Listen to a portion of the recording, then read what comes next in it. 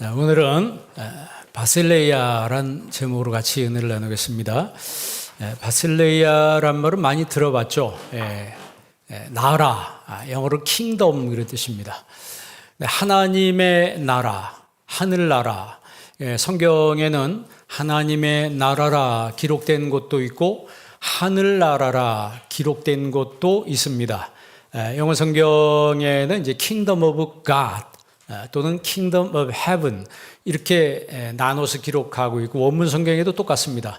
바실레이아 톤 우라논 하면 하늘나라, 바실레이아 투 데우 하면 하나님의 나라. 그러니까 원문 성경을 한글로 그렇게 다 영어로 직역을 한 겁니다. 그러면 하나님의 나라는 무엇이고 하늘나라는 무엇인가? 똑같은 거예요. 한마디로 말하면. 근데 차이가 있습니다. 하나님의 나라는 듣는 기자, 듣는 수신자가 어떤 사람인가에 따라서 성경을 쓰는 사람들이 하나님의 나라라는 표현을 썼고 수신자가 어떤 사람인가에 따라서 하늘나라 이렇게 썼어요.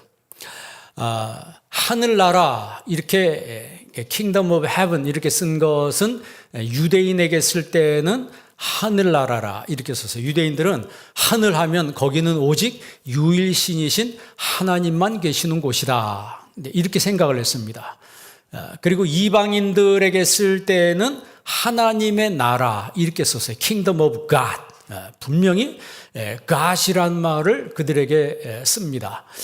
왜 그렇게 하냐면, 그러니까 마태복음은 유대인들, 오늘 본문 말씀은 유대인들에게 쓴 편지이기 때문에 하늘나라, 우리나라 성경에 하늘나라, 이제 이렇게 Kingdom of Heaven 이렇게 원문 성경에는 바실레이아 톤 우라논 이렇게 기록을 했습니다. 왜 유대인들에게는 하늘나라 얘기하고 이방인들에게는 하나님의 나라 이렇게 썼냐? 그 이방 사람들은 하늘하면 수많은 신들이 있는 곳이다라고 생각했기 때문에 하나님의 하늘나라 하면 이게 복음이 잘 먹혀 들어가지가 않습니다. 왜냐하면 로마만 해도 그 당시에 다신교잖아요. 그래서 하늘에는 무수한 신들이 많아서 신들끼리 서로 결혼도 하고 신들끼리 서로 싸움도 하고 신들끼리 서로 화도 내고 온갖 그 신들에 모여서 어떻게 보면 신들이 모여서 사는 그런 나라가 저 하늘에 있는 나라예요. 그렇기 때문에 하나님을 이야기할 때 하늘나라 얘기하면 복음을 받아들인 사람이 그 많은 잡신들 가운데 하나님도 거기 하나인 신이 아닌가 이렇게 생각하는 걸 막기 위해서 유대인 이방 사람들에게는 하나님의 나라 Kingdom of God 이렇게 성경을 기록을 했습니다. 자, 오늘 나라라고 하는 이 마태복음 13장에 있는 이 천국에 대한 비유의 말씀인데 예수님은 이 바실레이아라고 하는 나라가 실제 존재한다는 거예요. 실제 존재한다는 거죠. 여러분 그 우리나라하고 땅 모양새가 비슷한 나라가 어디예요? 이태리죠, 이태리. 그 반도국가. 거기 장화 같은 나라 그러잖아요. 우리나라도 반도국가. 근데 이태리를 내가 가보지 않았는데 그 나라가 있는 거 믿어요, 안 믿어요? 만약에 여러분 중에 한 명이 나 그 나라 보지도 못했고 가보지도 못해서 그 나라가 없다 이렇게 말하면 비웃음 당할 겁니다. 내가 가보지 않았고 내가 보지 못했지만 그런 나라가 있다는 걸 믿어요. 스와질랜드가 어디인지 혹시 아세요? 스와질랜드. 이게 선교사님들이 많이 가 있는 나라인데 남아프리카 공화국의 그 옆에 붙어있는 조그만 나라입니다. 아프리카야, 아프리카. 그런 나라가 존재하는 거예요. 그렇죠? 그런 나라에 대한 정보도 없고 처음 들어보는데요. 그런 분도 있을지 몰라요. 그러나 그런 나라는 실제합니다. 그리고 사람들은 그런 나라가 있다는 거에 대해서 이의를 걸지 않아요. 그런데 이상하게 하나님의 나라면 이상하게 이의를 걸어요. 그런 나라가 없다고. 내가 봤냐? 난 가보지도 못했다. 이런 딴지를 거는 사람들도 있습니다. 여러분 예수님은 이 바실레이아라고 하는 이 왕국 이제 킹덤이라고 그러죠. 이 킹덤은 무슨 뜻입니까? 왕이 통치하는 나라예요. 그러니까 우리가 장로교를 장로교 핵심 하나님의 주권 사상이라고 하죠. 내 삶의 주권이 누구에게 있는가? 그리고 하나님의 주권이 내 삶에 온전히 행사되고 있는가? 교회 다니는데 하나님의 주권 나하고 상관없고 나는 내 주관대로 살고 내 뜻대로 산다. 만약에 그렇게 주장한다면 그분은 교회는 다닐지 몰라도 예수 믿는 사람은 아닙니다. 하나님을 믿는 사람들은 그 삶 속에 하나님의 그 나라, 하나님의 왕국이 이루어지는 거예요. 여러분 마음속에 하나님 나라가 온전히 임하기를 바랍니다. 주기도문에 뭐라고 기도하라고 했어요? 엘세토 바슬레야 수 그래서 Your kingdom come 그래서 당신의 나라가 아버지의 나라가 임하시옵소서라고 기도하라고 그랬어요. 자, 우리가 신자로서 내 안에 하나님의 나라가 구축이 되면 우리가 세상에 나가서 살아갈 때 담대하게 살아갈 수가 있습니다. 여러분, 우리가 세상에 살아갈 때 나를 선대하는 사람도 만나지만 나를 불편하게 하는 사람도 만납니다. 더 나아가서 나를 힘들게 하는 사람도 만나요. 다 좋은 사람만 있는 게 아닙니다. 그러면 나를 선대하는 사람 만나는 거는 뭐 전혀 불편함이 없어요. 그런데 문제는 나를 힘들게 하고 나를 불편한 사람들이 있다는 거예요. 그리고 그 사람들이 나에게 행동으로 린치를 가하진 않지만 보이게 안 보이게 말로 린치를 가하기도 하고 어떤 그 제스처로 다른 사람을 통해서 힘들게 할 때가 있습니다. 그럴 때 우리 마음속에 하나님 나라가 구축되어 있는 사람들은 그걸 쉽게 이겨냅니다. 쉽게 이겨내요. 다시 말하면 맷집이 생겼다 이 말이에요. 맷집이 내 안에 강해져서 세상이 두들겨도 넘어지고 그것 때문에 내가 자빠지지 않는다 이 말이죠. 그런데 훈련되지 않은 사람은, 하나님 나라가 내 안에 구축되어 있지 않은 사람은 한 방에 무너집니다. 신앙생활 잘 하다가도 어느 말 한마디 무너지고 세상에 나가서 내가 잘못되거나 이러면 하나님 살아계신데 내가 왜 이런 일을 당해야 되냐 하고 실망하고 신앙에서 떠나는 사람이 있어요. 그 사람이 떠나거나 안 떠나거나 하나님은 살아계시다는 거죠. 이게 중요하다는 거예요. 하나님 살아계시고 그 나라가 존재한다는 거예요. 그 나라가 존재한다면 오늘 예수님이 기도를 가르쳐 주실 때도 그 나라가 내 안에 임하도록 기도하라고 하는 것이죠. 그 나라가. 그래서 그 나라가 실제하는데 우리가 어떤 자세로 그 나라를 받아들여야 되는 것인가를 예수님이 지금 말씀하시는 거예요. 그리고 제자들이 잘 못 알아들으니까 예수님께서 비유로 말씀하신 거예요. 그래서 오늘 본 말씀은 비유의 말씀입니다. 비유를 파라볼레라고 그래요. 파라볼레라고 하는데 이것은 사물을 끌어다가 복음을 설명하는 거예요. 그러니까 비유란 말은 옆에 놓는다 이런 뜻입니다. 그러니까 비교하기 위해서 어떤 하나를 곁에 둔다 이런 뜻이에요.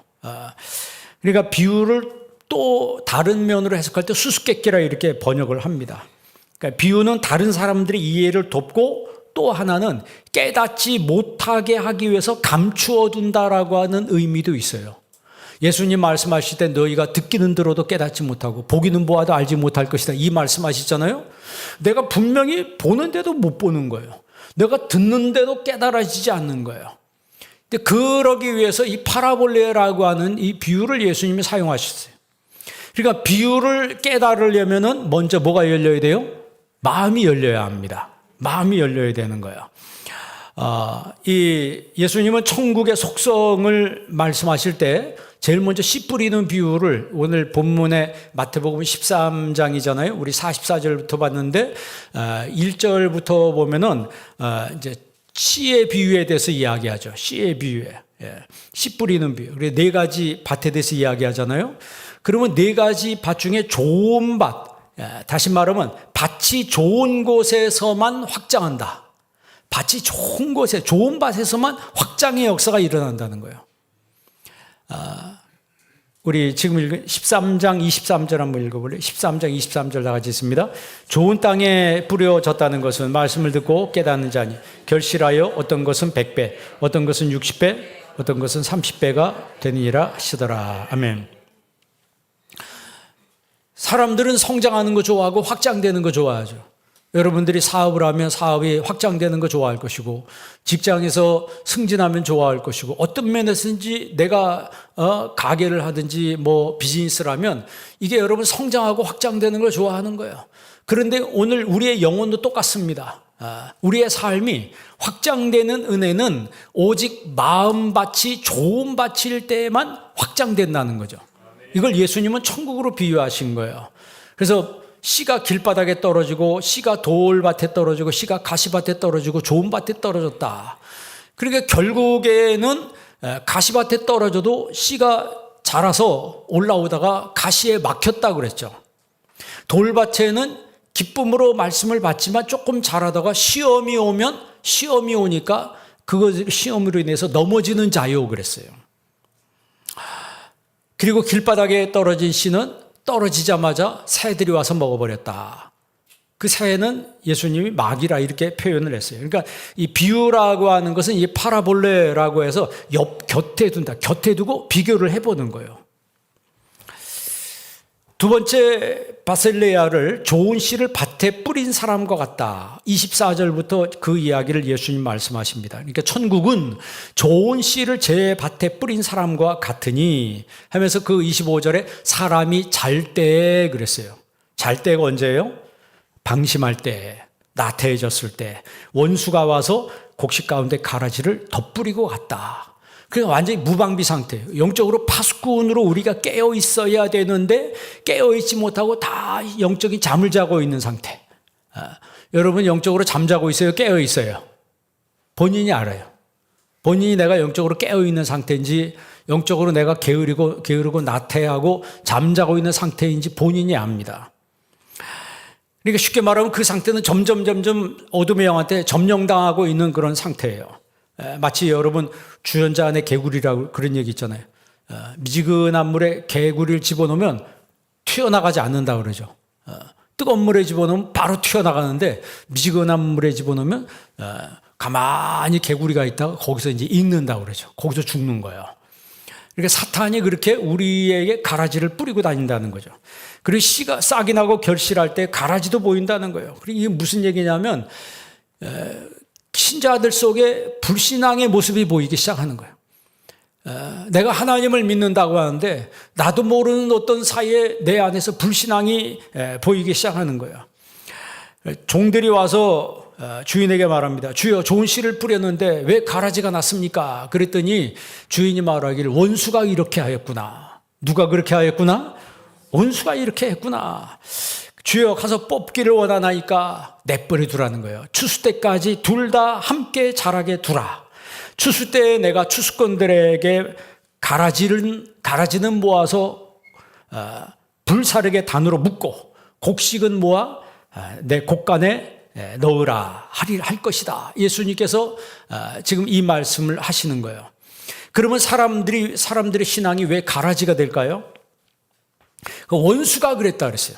이 원수라는 말은 엑도스라고 그래요. 엑도스라고 하는데 이 말은 증오란 말입니다. 미움이란 말이에요. 그러니까 이 마귀 사탄은 다니면서 우리에게 증오의 씨를 뿌리고 미움의 씨를 뿌립니다. 증오심 유발자. 그래서 여러분 사람 만날 때 어떤 사람이 나한테 상대방을 자꾸 증오하게 만들고 미워하게 만들면 그 사람이 증오심 유발자입니다. 예수님은 이 비유의 말씀을 통해서 예수님 말씀하신 의도가 무엇인지를 찾아내라, 깨달아라 이렇게 지금 말씀하시는 거예요. 네 번째 비유가 계속 나오는데 천국은 마치 자기 밭에 갖다 심은 겨자씨 한 알 같다 그랬어요. 그 겨자씨 한 알이 심겨져서 눈꽃만한 겨자씨가 자라서 나중에 공중에 새들이 와서 깃들인다 그랬어요. 그러니까 천국은 점점 성장하고 천국은 점점 확장된다는 거예요. 여러분 이런 천국이 여러분 안에서 확장되는 은혜가 있기를 바랍니다. 그래서 우리가 심령 천국이라고 그랬잖아요. 하나님의 나라가 내 심령 가운데 임했어요. 하나님 나라가 내 심령 가운데 강하게 견고하게 구축된 사람은 사탄이 와서 씨를 뿌려도 통하지가 않습니다. 사탄이 와서 증오심을 뿌리고 요즘 우리 한국 사회 어떤 사회단체에서 계속 그 젊은 사람들을 모아놓고 증오심을 유발하는 그런 단체들이 있습니다. 뭐 예를 들어서 일본을 향해서 계속 증오심을 갖게 만드는 거예요. 과거 이 조상 세대들이 괴로움을 당했지만 그 괴로움 당한 게 이제 끝내고 젊은 사람들은 새로운 시대를 열어가도록 비전을 제시하고 이래야 되는데, 젊은 사람들을 모아놓고 계속 증오심을 유발하고 일본을 미워야 된다, 뭐 사랑하라는 얘기는 좀 그렇고, 그 사람들을 그 같은 젊은 세대끼리 증오할 이유가 하나도 없습니다.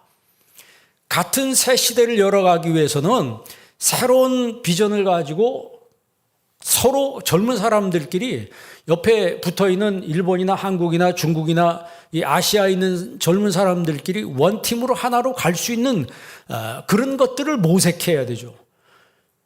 계속 나타나서 증오심을 유발하면 이 사람들이 나중에 어떻게 되겠습니까? 관계가 과거처럼 또 나중에 싸움 나게 돼 있는 거예요. 그 어릴 때는 작은 싸움이지만 성장해서 싸우면 전쟁이 돼 버립니다. 전쟁이 돼 버리는 거예요. 그러니까 성경에 예수님이 원수가 그랬구나, 에크도스라고 하는 것은 이거 증오심 유발자라고 하는 거예요. 그래서 여러분 인생 살아갈 때 항상 여러분 은혜 유발자가 되시길 바랍니다. 은혜 유발, 집에서도 학교에서도 가정에서도 은혜 유발자, 자꾸 은혜를 만들어내고 은혜를 생산하고 상대방한테 은혜를 끼치는 사람이 되어야 되지. 만난 사람마다 미움을 유발하고 증오심을 유발하고, 그거는 가라지이기 때문에. 가라지가 그렇게 하는 거예요. 가라지는 입에서요, 가라지 같은 말이 나옵니다. 알곡은 입에서 알곡과 같은 말이 나오는 거예요. 그 말이 씨가 된다는 말이, 그거는 안 믿는 사람도 말이 뭐가 된다고 그래요? 씨가 된다고 얘기하잖아요. 여러분 마태복음 13장 37절 한번 읽어보세요. 마태복음 13장 37절 나가지 있습니다. 대답하여 이르시되 좋은 씨를 뿌리는 이는 인자요. 38절 밭은 세상이요 좋은 씨는 천국의 아들들이요 가라지는 악한 자의 아들들이요. 39절 가라지를 뿌리는 원수는 마귀요 추수 때는 세상 끝이요 추수꾼은 40절 그런즉 가라지를 거두어 불에 사르는 것 같이 세상 끝에도 그러하리라. 세상 끝에도 뭐하리라? 세상 끝에 이렇게 갈라진다는 거예요. 세상 끝에 이렇게 갈라진다. 지금 이제 비유인데, 이 이단들이 이제 이 비유를 굉장히 좋아합니다. 우리가 잘 아는 이단 중에 하나는 이거 가지고 이제 비유풀이라고 그러죠. 좋은 씨를 뿌리는 사람은 인자다. 밭은 세상이다. 좋은 씨는 천국의 아들들. 가라지는 악한 자의 아들들. 가라지를 뿌리는 원수는 마귀. 세상 끝, 추수 때는 세상 끝이고, 추수꾼은 천사다. 그런데 여기서 이제 바꾸죠. 추수꾼들은 이제 자기들이다. 그리고 그 교주는 이긴 자다. 그리고 교회는 바벨론이다. 이게 딱딱 비유를 맞춰서 슬쩍 껴넣는 거예요. 그러니까 처음에 세상은 밭이다. 밭은 세상이다. 좋은 씨는 천국의 아들들이다. 다 성경에 있는 거잖아요. 그런데 이렇게 나가다가 중간에 하나 슬쩍 껴놓습니다. 교회는 바벨론이다. 교회가 바벨론이야? 그리고 목사들은 개다. 이렇게. 그렇게 가르치는 거예요. 그러니까 이 사람들이 거기 가서 배워서 좀비가 돼가지고 교회로 다시 와요. 그래가지고 이제 막 무는 거예요. 그래서 실제 망가진 교회가 굉장히 많습니다. 굉장히 많아요. 근데 안타까운 것은 그런 거 잘못된 거에 그 거짓 영들은요, 진리를 말하는 것 같지만 처음에는 다 성경 이용해요. 다 이단들도 성경을 인용합니다. 그런데 이단이 뭐가 이단이에요? 끝이 다르니까 이단이에요. 끝에 가면서 엉뚱한 걸 설쩍 껴놔요. 교주가 자기가 이긴 자라는 거예요. 그 사람이 이긴 자라는 얘기가 성경에 어디 있습니까? 근거가 하나도 없는데 그걸 사람들이 믿는다는 거죠. 믿고 거기서 완전 무장이 돼가지고 이 사람들이 역으로 교회로 들어와요. 역으로 교회로 들어와서 교회를 망가뜨립니다. 이런 일을 해요. 이게 얼마나 불행스러운 일이에요. 그러니까 어떻게 보면 쉽게 아까 좀 영적 좀비라는 그런 표현을 썼는데 저는 그걸 크게 다르지 않다고 봐요. 영적으로 좀비가 돼가지고 영혼 없는 사람들처럼 와가지고 근데 본인들은 굉장히 성경을 많이 하는 것처럼 착각을 하고 있더라고요. 자, 분명한 것은 세상 끝에도 갈라진다는 거예요. 세상 끝에도 그러하리라. 41절 한번 읽어볼래요? 다 같이 있습니다. 인자가 그 천사들을 보내리니 그들이 그 나라에서 모두 넘어지게 하는 것과 또 불법을 행하는 자들을 거두어내어 42절 풀무불에 던져 넣으리니 거기서 울며 이를 갈게. 어디다 던져 넣는다고요? 풀무불에 던져 넣는. 그러니까 마지막 때 심판이 있다는 거예요. 그러니까 마지막 때는 하나님의 나라 천국이 있고 처음 하늘과 처음 땅은 사라진다 그랬잖아요. 그러니까 저와 여러분 이 땅에 오래 사는 게 아닙니다. 이 땅에 살다가 천국에 가야 될 사람들이에요. 그 이단에서는 여기에 하나님 나라가 여기에 천국이 이루어진다고 하는데 처음 하늘, 우리가 보는 처음 하늘, 처음 땅은 사라진다 그랬어요. 그리고 천사들에게 의해서 공중으로 끌어올려 그랬어요. 그리고 하늘나라에서 우리가 주님을 만난다 그랬어요. 그리고 가라지들은 풀무불에 던져 넣으리니 거기서 슬피 울며 이를 갈게 되리라. 공동번역에는 뭐라고 써있냐면 슬퍼하며 통곡할 것이다. 애통하며 통곡한다 그랬어요. 그 정도로 슬퍼한다는 거죠. 그 정도로 후회한다는 거예요. 여러분 43절도 읽어볼래요? 43절 나같이 있습니다. 그때의 의인들은 자기 아버지 나라에서 해와 같이 빛나리라. 귀 있는 자는 들으라. 아멘. 자, 그때 의인들은 자기 아버지 나라에서 뭐처럼 빛나요? 천국에서 해같이 빛나리. 그런 찬양이 있잖아요. 그죠? 당신의 그 헌신이, 당신의 그 봉사가 천국에서 뭐처럼 빛나리? 해같이 빛난다 그래요. 여러분, 우리가 다 심은 대로 거두는 거예요. 심은 대로 거두는 거예요. 그러면서 귀 있는 자는 들으라 그렇게 말씀했어요. 오늘 여기 예배드린 여러분들은 천국에서 해처럼 빛나는 성도들이 되기를 바랍니다. 예수님의 그 강화의 상당 부분은 이 바실레이아에 대한 말씀이에요. 하나님의 천국에 대한 말씀이라 이 말이에요. 예수님이 십자가를 지시고 3일 만에 부활하시잖아요.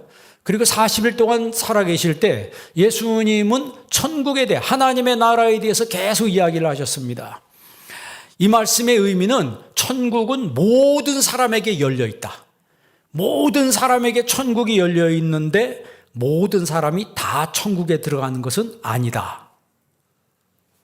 다시, 천국은 모든 사람에게 열려 있습니다. 그러나 그 천국에 모든 사람이 들어가는 건 아니에요. 그렇다면 여기 있는 여러분들은 천국 들어가는 성도가 되기를 바랍니다. 그럼 누가 천국 갈까요? 누가 천국 가요? 우리 믿는 사람이 천국 갑니다. 그렇잖아요. 그러니까 쉽게 말하면 준비한 사람이 천국에 가는 거예요. 준비된 사람이 천국 가는 거예요. 여러분, 내가 이 세상의 모든 것들, 하늘나라는, 이 세상은 하늘나라의 모형이라고 했어요. 그죠? 준비된 사람이 들어간다. 그것은 학교도 마찬가지죠. 만약에 우리나라 최고대학 서울대학이라 치십시다. 그러면 서울대학은 누가 들어가요? 준비된 사람이 들어가는 거예요. 거기 들어갈 만큼 공부 열심히 한 친구가 거기 들어가는 겁니다. 옛날에 미달된 적이 있었어요. 신문에 한번 그 대학이 미달된 적이 있었어요. 그리고 어떤 친구가 그 실제 뉴스에 나온 거예요. 한번 못 들어갈 거 원서나 넣어보자 했는데 덜컥 된 거예요. 미달이 돼가지고 덜컥 실력이 안 되는데 됐어요. 그런데 1년 못 돼서 학교를 그만뒀습니다. 왜 그랬을까요? 강의를 못 알아듣는 거예요. 준비를 안 했기 때문에 강의를 못 알아들어요. 시험 보면 자기 실력이 그대로 다 드러나는 거예요. 여러분, 세상이 여러분 만만합니까? 여러분, 여기 앞에 삼성이 있지만 삼성이 아무나 다 받아줍니까? 아무나 받아주는 게 아니에요. 준비된 사람이 들어가는 거예요. 어떤 회사마다 그 회사에서 요구한 대로 준비된 사람이 거기 들어가는 거예요. 이 천국도 마찬가지입니다. 타이폴로지라 그래요. 모형론이라 그럽니다. 이 세상은 하늘의 모형이에요. 내가 무엇으로 심든지 그 심은 대로 거두리라 그랬어요. 내가 준비한 만큼 가는 거예요. 여러분, 한국 사람들은 돈 생기면 뭘 사요? 제일 먼저? 아파트 삽니다. 돈 생기면 가장 먼저 없어도 무조건 새 아파트면 청약을 합니다. 오랜 기간 입주를 기다리다가 입주를 하고서도 수십 년 동안 대출 갚느라고 젊음을 다 소비한다고 그래요. 왜 그렇게 하죠? 외국 사람들은 이해를 못 하겠대. 근데 한국 사람들은 그게 아주 다 체질화되어 있습니다. 왜 그렇게 합니까? 그 아파트 투자에 대한 가치를 높게 보기 때문에 그렇습니다. 여러분 천국에 대한 가치를 얼마큼 생각하고 있습니까? 여러분 천국에 대한 가치가 여러분 아파트 가치보다 높다고 생각하나요? 아니면 천국에 대한 가치가 내가 살고 있는 내 집 아파트보다 낮다고 생각하나요? 그 사람의 의식과 그 사람의 가치의식에 따라서 신앙이 차이가 나는 거예요. 신앙이 차이가 나는 거예요. 땅의 가치에도 이렇게 혼신을 다해서 투자하는데 내 영혼을 가르는 가치에 대해서 우리가 무관심하다면 지혜로운 사람이라 말할 수 있겠냐 이 말이에요. 여러분 살아있는 날 동안 하나님 나라에 들어가길 힘쓰시기를 바랍니다. 내가 살 집을 준비하듯이 천국에 들어갈 준비도 할 줄 알아야 된다는 거예요. 여러분 마태복음 11장 12절 한번 읽어봅시다. 다 같이 한번 읽습니다. 세례 요한의 때부터 지금까지 천국은 침노를 당하나니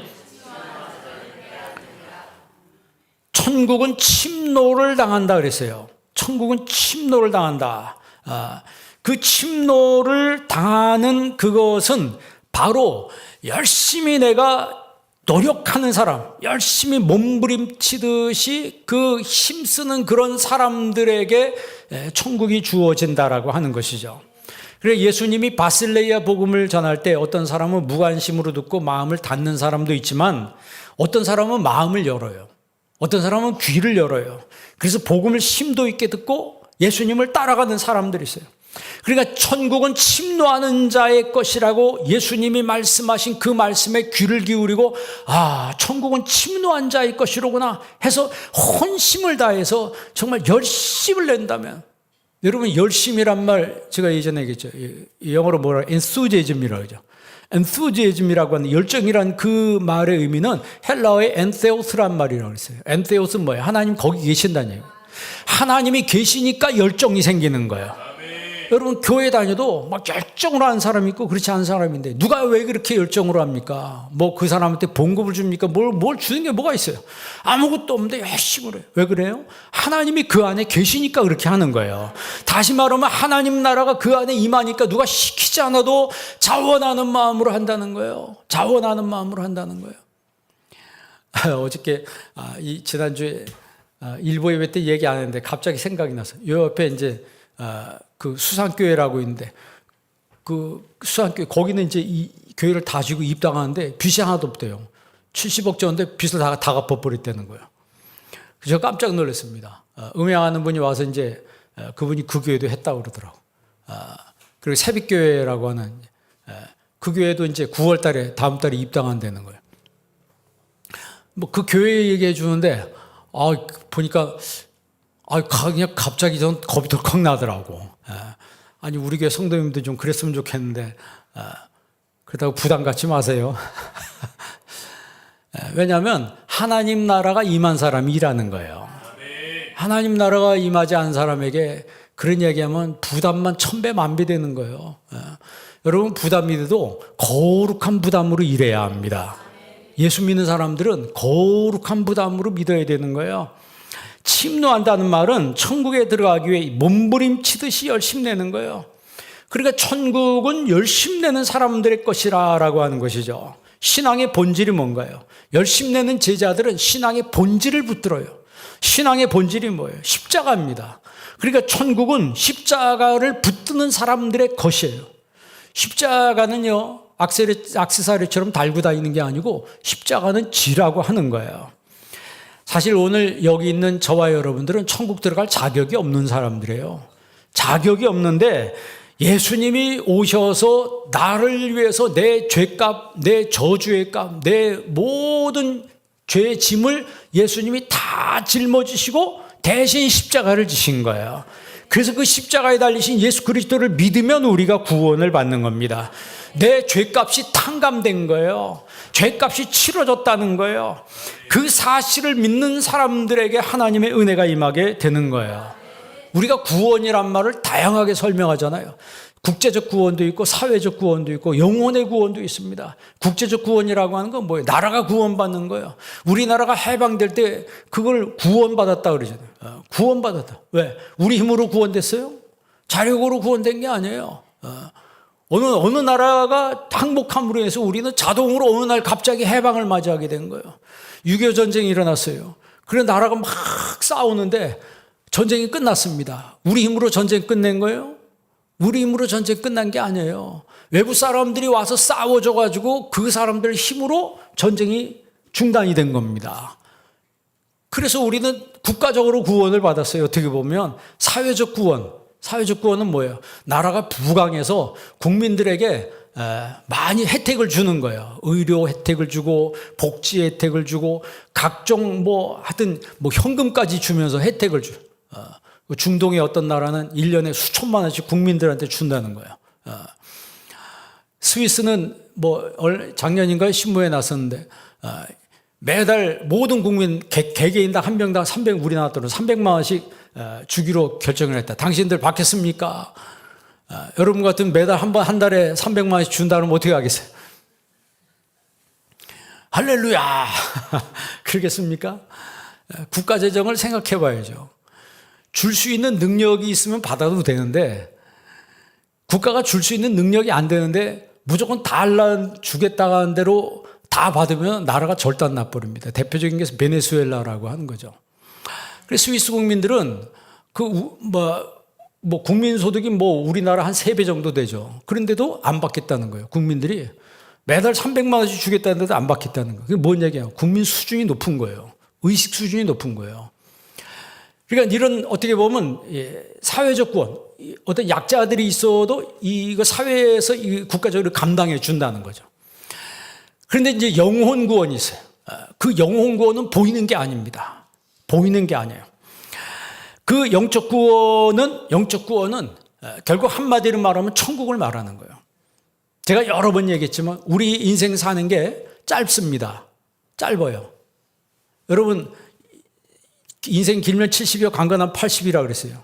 근데 요즘에 더 살아요. 그래서 요즘에 돌아가신 분들 보면 다 굿자라 그랬어요. 여기 있는 분들은 다 100자가 넘을 것 같아. 다 100자. 그러면 100세 좀 더 살고 그 다음에 안 죽을 것 같아요? 다 죽어요. 한 번 죽는 것은 사람에게 한 것이요? 죽는 것이요. 어떤 이단은 육체 영생 불사, 교주도 안 죽고 우리도 안 죽는다. 자기 교리를 믿으면 안 죽는다. 천만의 말씀이에요. 다 죽어요. 그 교주도 죽습니다. 제가 볼 때 죽을 날이 얼마 안 남았어요. 그런데도 이 사람들은 그 교리를 따르는데 참 어떻게 보면 너무 안타까운 거죠. 성경은 분명히 한 번 죽는 것은 사람에게 한 것이요? 정한 것이요. 그 후에는 끝나는 것이 아니고 뭐가 있다고요? 심판이 있다 그랬어요. 우리가 다 각각 그리스도의 심판대 앞에 서리라 그랬습니다. 내가 있다라고 해서 천국이 있는 것이 아니고 내가 천국이 없다라고 해서 천국 없는 것이 아니고 내 주장과 상관없이 천국과 지옥은 있습니다. 여러분 우리가 믿어야 될 건 확실하게 믿고 살아야 되는 거예요. 오늘 본 말씀 한번 읽어볼래요? 44절 다 같이 한번 읽습니다. 천국은 마치 밭에 감추인 보화와 같으니 사람이 이를 발견한 후 숨겨두고 기뻐하며 돌아가서 자기의 소유를 다 팔아 그 밭을 샀느니라. 아멘. 우리가 밭에 감추인 보화 이 말씀 잘 알잖아요. 우리가 여러분 알듯이 성경이 기록될 당시에 은행 제도가 그렇게 정확하지가 못했습니다. 그래서 사람들이 은행에 돈을 맡기는 것이 아니고 땅 속에다가 자기의 수입을 이제 묻기를 시작했어요. 그래서 수입이 생길 때마다 밤에 자기가 묻어놓은 그 땅에 가서 땅을 파고 그 안에 자기가 벌은 것을 계속 거기다 집어넣습니다. 그런데 그 당시에는 이제 약탈경제예요. 약탈경제. 어느 날 갑자기 도둑이나 강도들이 들어와서 피할 새도 없이 칼날에 죽임을 당해요. 그러면 피할 새도 없이 칼날에 죽임을 당하면 그 사람이 땅속에 묻어둔 건 아무도 모른 채 계속 세월이 지나가는 거예요. 그런데 세월이 지나면서 밭에 주인이 바뀌잖아요. 주인이 있는데 어떤 노동자가 가서 일하는데 두탁한 소리가 나서 파보니까 상자가 있길래 열어보니까 그 안에 보물이 가득해요. 자, 이것 때문에 실제로 유대 사회에서 이거 누구 거냐 판결로 인해서 이제 나중에 그 재판 결과가 나왔습니다. 자, 내가 발견을 해서 그러면 발견한 사람이 주인입니까?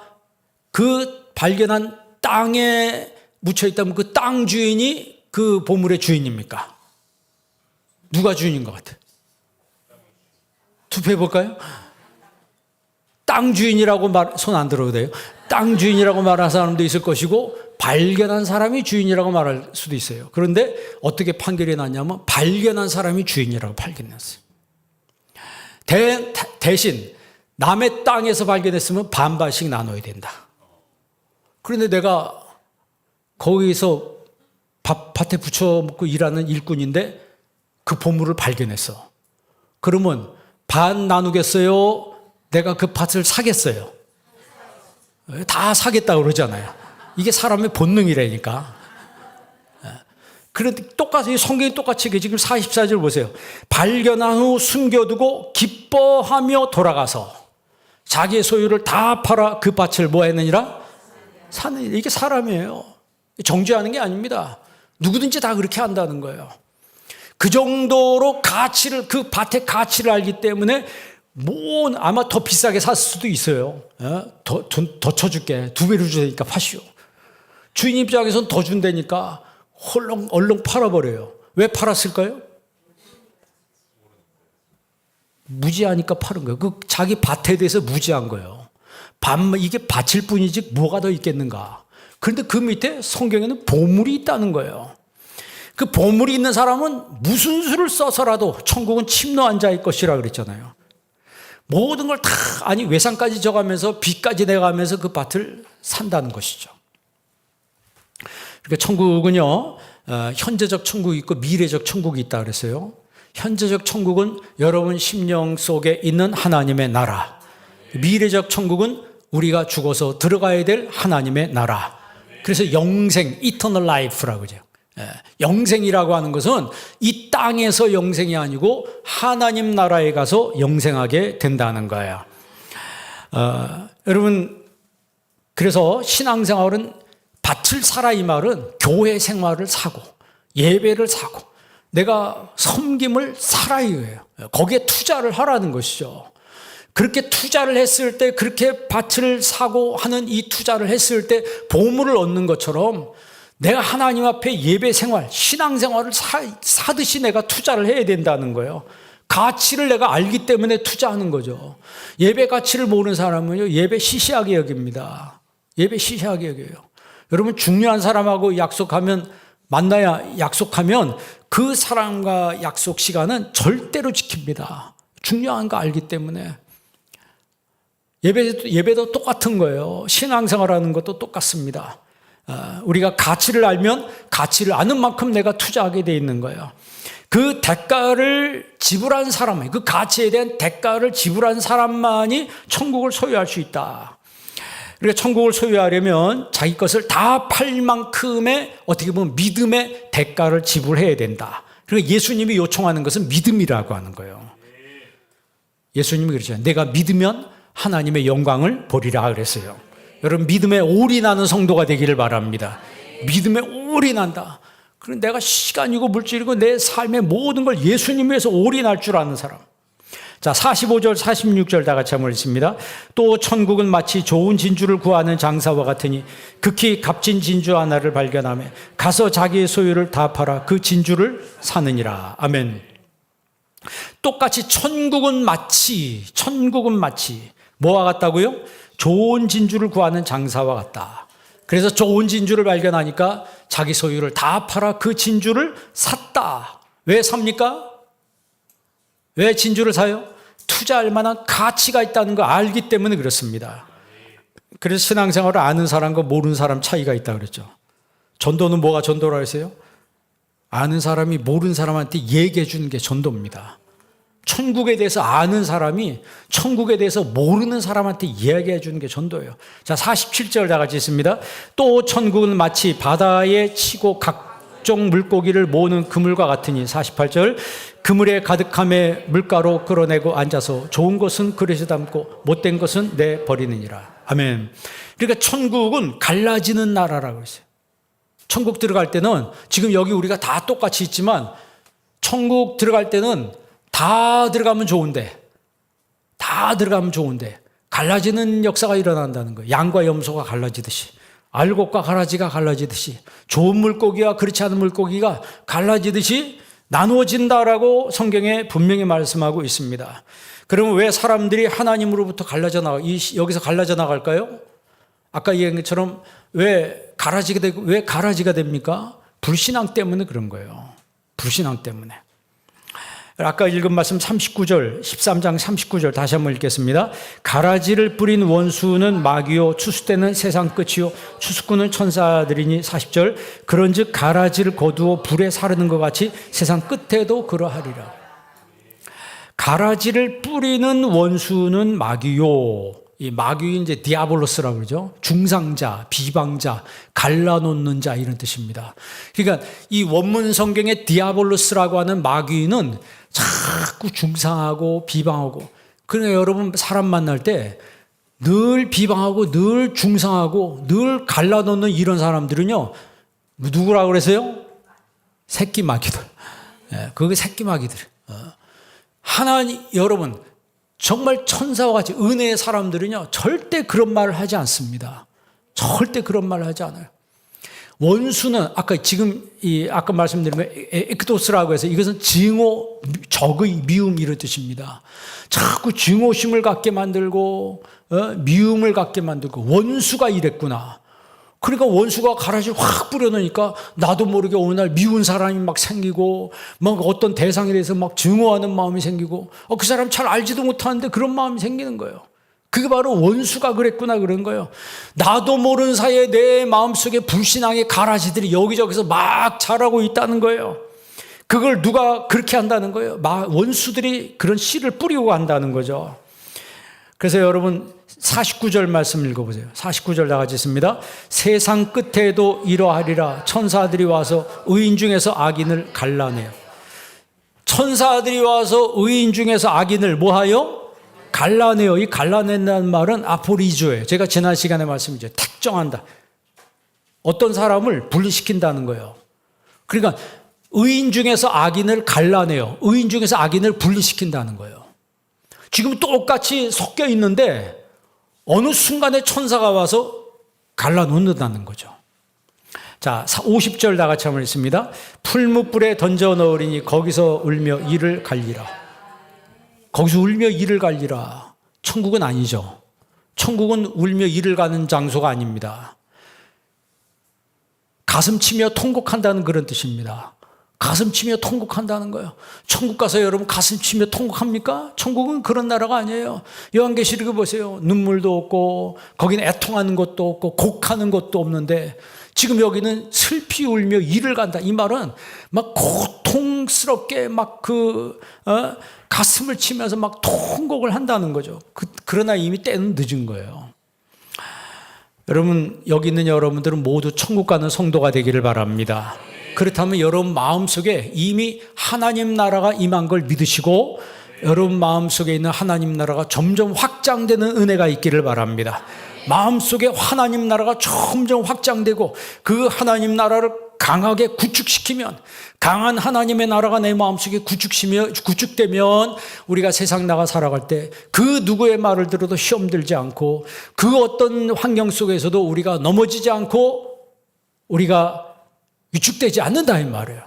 예수 그리스도의 이름으로 하나님 나라가 내 이 마음에 있기 때문에 감사하며 기쁨으로 믿음으로 전진할 수가 있게 되는 거예요.